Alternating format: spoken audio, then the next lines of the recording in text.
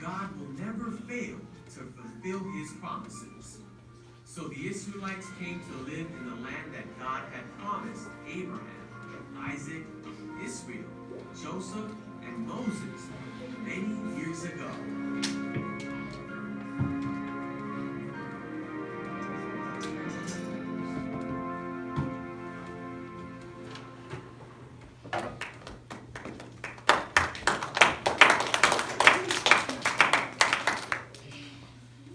Well, let me officially introduce myself for those who haven't met me before. My name is Trish. My husband Greg and I are the directors here at Judson Collins. We've been here about a year and a half, and the two little ones that just left are ours, and then Leanne is our daughter as well. So, I have spent half my career in camping and half my career as a youth pastor at churches. But when I was about 20, how old would I have been? It was 2001, okay? So before, most of you were probably born, right? Okay, here's the thing, 2001, phones flipped up, okay? There was no internet on your cell phone, all right? You could go anywhere you wanted in the airport without having a ticket. So if you wanted to go to the airport and eat Chick-fil-A, you could. Like, you could go anywhere in the airport. You didn't have to go through security. You didn't have to have a ticket, okay? 2001, George Bush was president, and I was right out of college. I went to college in Minnesota, and I got a job right out of college in Wisconsin. And one of the very cool things when I started this job is I graduated in May. I moved to Wisconsin in June. I started in June. I was there 1 week before we went on a trip called the Boundary Waters. Okay, picture Canada, picture the United States. There is a river that runs in between the two, especially over Minnesota and Wisconsin. And it's called the Boundary Waters, all right? Yeah, you've been there? Yes. Okay, so this trip, what we did with the youth group is it was 10 days of canoeing and camping and peeing on trees, okay? And it's whatever you bring in, you bring out. So you bring your food with you, and you can't just throw your food into the woods. You eat it, or you carry it back out. So for instance, I'll never forget, we had pancakes over the fire, cooking over the campfire in the middle of nowhere, and we had syrup, and at the end, we still had syrup left over. Nobody wanted to carry the syrup because it was heavy. So do you know what someone did? They drank it. They didn't want to carry it, right? Okay. So 10 days, canoeing, setting up tents, peeing on trees, drinking syrup. It was crazy trip. At the end of this trip, I get back to my church and my pastor says, did you like it? And I said, yeah, it was great. And I had studied youth ministry. I was ready to be a youth pastor and stuff. And he said, I think that you should go to seminary. Okay, seminary is where you go to study to be a pastor. And I said, well, I don't think I want to be a senior pastor. I want to do what I just did and go to the Boundary Waters and work with teenagers and work with youth. I think that's where I'm supposed to be. So I found a program at a seminary where I could get an extra certification in being a youth pastor. Now, here's the cool thing. When you go to seminary to be a pastor, like a head pastor, you study Greek and Hebrew and like biblical history hardcore.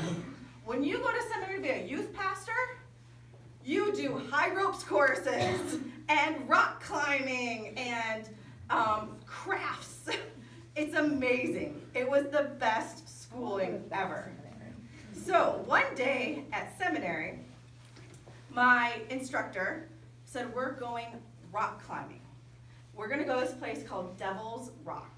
Now, I had never been rock climbing before. I grew up in Utica, okay, if you know the Detroit area at all. So I grew up in the city and was told, you're going rock climbing. Okay.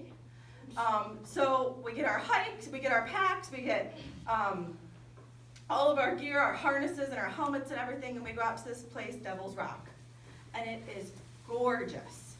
beautiful mountains, these high rocks that you can tell people have been climbing up before. It was just gorgeous. And now it's my turn.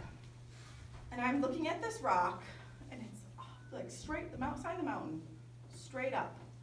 And I'm all harnessed up, and I have my helmet on, and I'm looking at this, and I'm like, there is no way. There's no way I can do this. But I didn't have a choice, because this is my school. So like, you do it or you flunk, okay? And I couldn't flunk because my pastor sent me here for my job. So I had no choice. So I get harnessed up. How many of you have done like a rock wall down in the barn? Okay, so picture that times like maybe 4, straight up in this rock. I get harnessed up and I start to climb. And you don't have those nice handy dandy things like you do at a rock wall gym, all right, to grab. You don't have the grasp. You just have to find these little tiny crevices in the rock. And then you have your shoes on, and not like a rock climbing professional, so we didn't have like rock climbing shoes. They have those that have like pointy things on the end. I just had sneakers. And so you're trying to pull yourself up and climb up. And I just remember reaching and pulling and reaching and pulling, and I was like, I can't stop. Because if I stop now, I'm never gonna get started again. So I didn't. I just kept going and kept going. And finally I get to this ledge, and I pull myself up on this ledge, and it's about a couple feet wide, and I can like stand. So I'm standing there, and the person who had been climbing next to me was standing there as well. And I remember looking at her and going, I did it. I'm on this ledge, I did it. And then she says, look behind you. So I turn around and I face out, and all I can see are mountains and lakes. It was beautiful. It was one of the most gorgeous things I've ever seen in my whole life. And then my instructor says, okay, are you ready to come down? Yeah. How do I get down? I didn't know how to get down. And he goes, you have to rappel. And so this was the scariest part of rock climbing. Because you have to like stick your butt out, okay? And you have to like sit in your harness and walk down the wall. If you don't trust your harness to hold you, you can't do it. Who's rappelled before? Okay, scariest part of climbing, isn't it?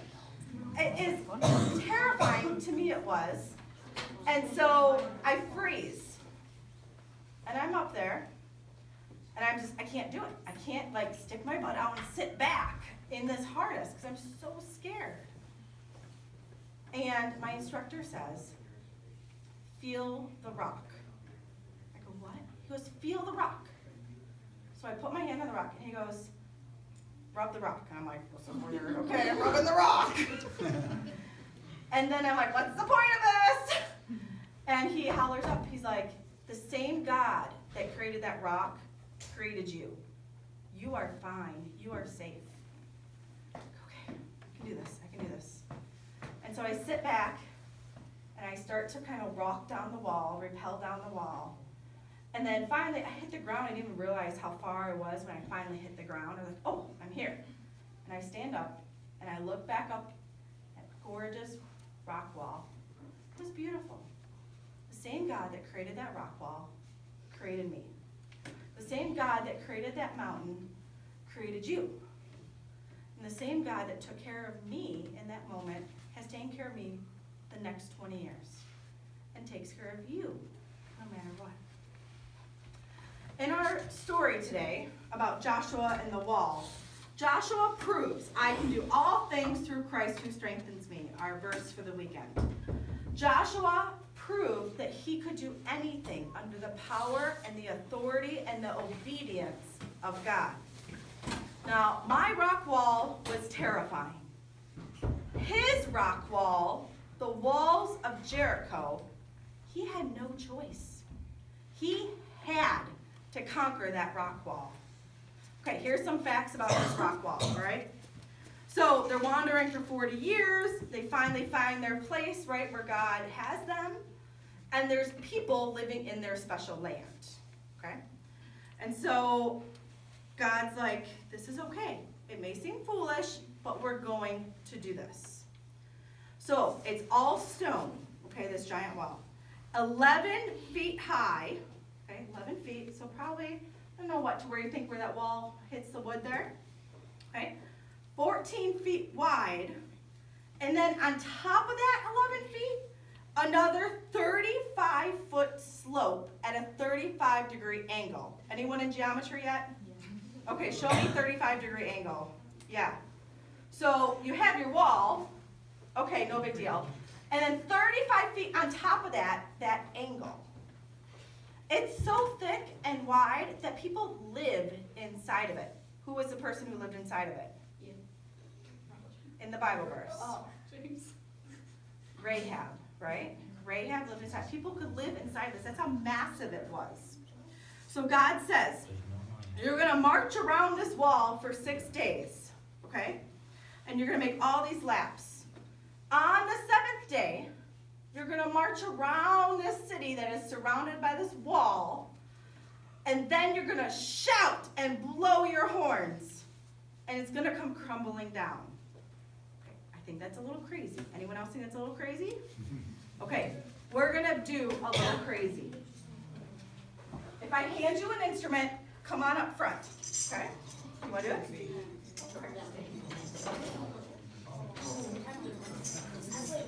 Come on up front. If I give you an instrument, come on up front. All right, come on up front.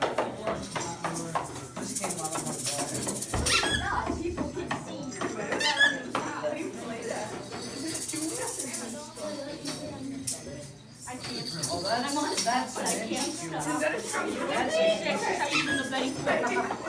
That was a strong All right.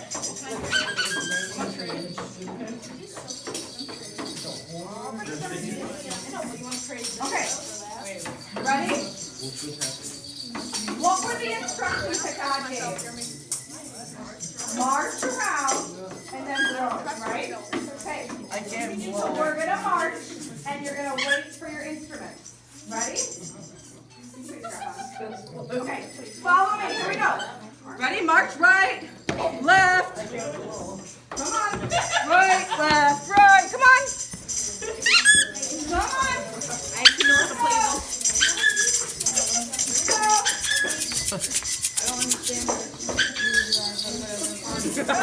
Yo, yo. Let's go. Hot dog.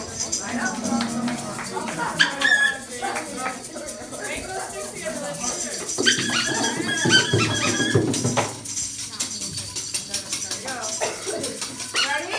All together. 1, 2, 3.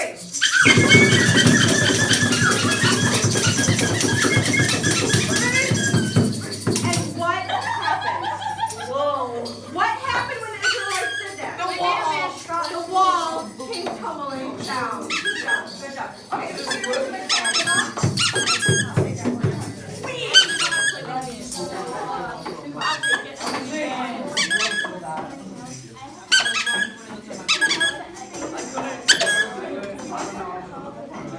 Yeah, I just couldn't. I had to do my own homework.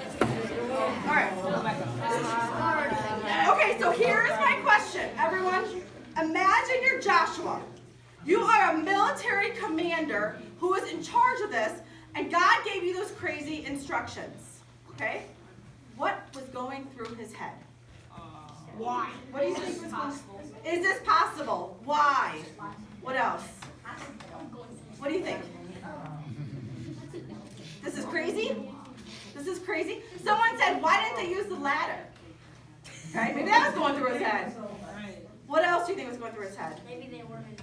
Kyle? Is it actually gonna work? Is this gonna work? Yeah. Okay. Then the walls come falling down. Now what's going through Joshua's head? Well, you did. I can't believe it. I can't believe it. We did it. Wow. Wow. God was right. God was right. Mateo? I wonder how many people died in that. Yeah? Yeah, absolutely. Say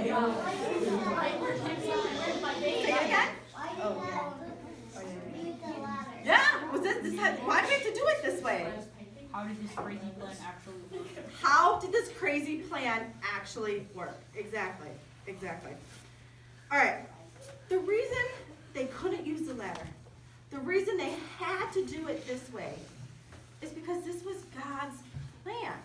Okay, this teaches us 4 things about God, and we're going to come back to these 4 things all weekend, okay? First, it says God is who he says he is, and he's going to do what he says he's going to do.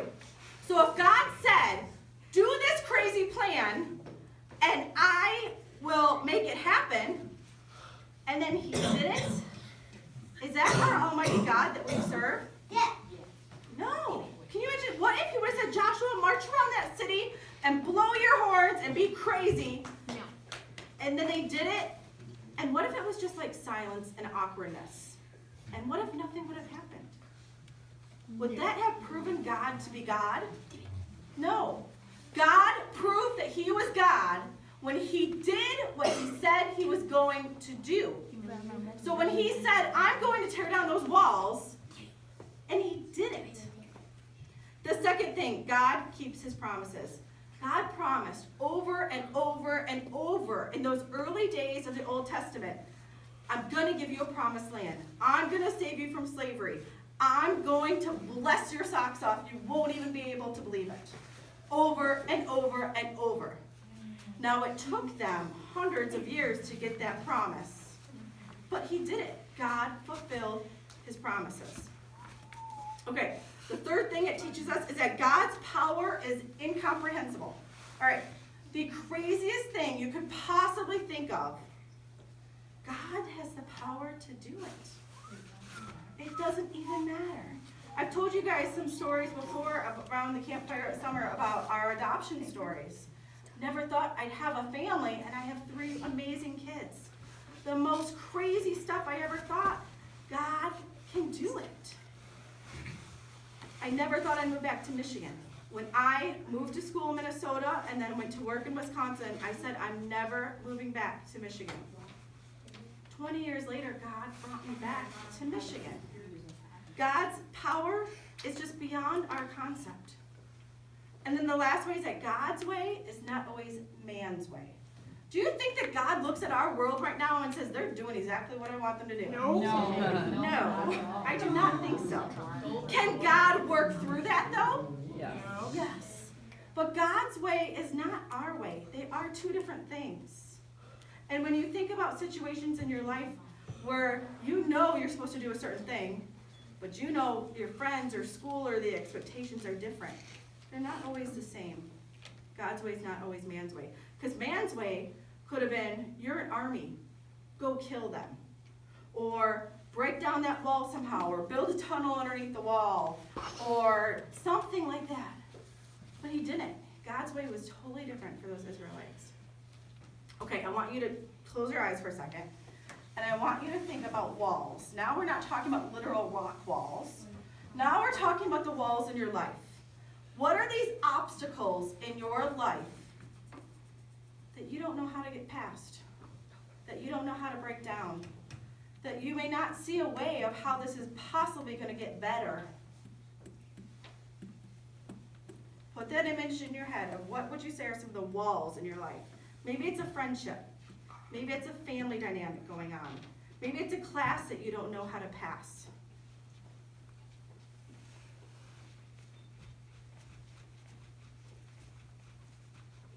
Everyone got something in your head?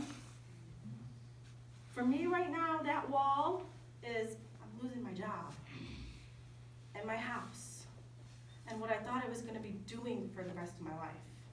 That's my wall right now with camp closing. And I don't know how to get over this wall. Is anyone else willing to share what their wall is? It's okay, it's personal. That is fine. But here's what I know about these walls. First of all, in Romans 15:4, Paul says, everything in the Bible is written down so that we may have hope. Hope. Hope is like the light at the end of the tunnel. Hope is that this promise of good things are going to happen. Hope is that glass full positivity that Sherry talked about in this workshop. Hope is that there is good stuff out there. That's why the whole Bible is written, is to give us hope. And hope that you're going to overcome whatever that wall is in your life. The second thing this means for us is that we must obey, even when it seems like the craziest thing ever. I didn't think I'd ever move back to Michigan, but I obeyed. We literally sold our house, left our friends and family and everything to come here. I obeyed. You know what I have to do now? I have to keep obeying, even when it seems absolutely craziness. To overcome your wall, you're gonna have to obey, even when it seems totally crazy. Maybe that means you need to speak up to somebody you really don't want to speak up to. Maybe it means you need to do some kind of action that you know is going to be really hard. Maybe it means you need to figure out a way to keep putting one foot in front of the other and just push through. You have to obey what God says. Those Israelites probably thought it was the craziest thing, that God's plan. They didn't have to do it. They didn't have to march around. They could have just said, this is baloney. But they obeyed, and they got God's blessings, didn't they? They obeyed, and God showed who he is and what he can do. The next thing is we're not to question the directions. Okay? If you have a coach, and you're playing some kind of elite sport, and your coach says, this is the plan of what you're going to do, and where you're going to go, and when you're going to do it, are you going to say, I don't think so? Okay? Let me use an example, okay? We're from New England. We're Patriots fans, okay? Bill Belichick, right, is in New England, and to the Patriots is like our hero, okay? If Bill Belichick tells Tom Brady that he's going to go long, is Tom Brady going to go, I don't think so? Okay? Yeah. I cannot put this in Detroit Lions terms for you, because it's not the same, right? So if God gives you this plan, who are we to say to God, I don't think so? If God gives us this crazy plan, who are we to question it? We're nobody. And last thing is we have to step out in faith. Hebrews says that it talks about how it was by faith that those walls fell. Okay, it wasn't like the vibrations off of the horns that made the walls fall. Okay? It wasn't their stomping around that made the walls fall. It was their faith that God saw them trusting and obeying, and God's power that we talked about being immeasurable took care of the situation. Okay, so let's go back to your wall. Ready? Let's go through the checklist. In your wall, can God give you hope to overcome that? Are you going to be obedient to what he says to do? Are you going to question what he says to do?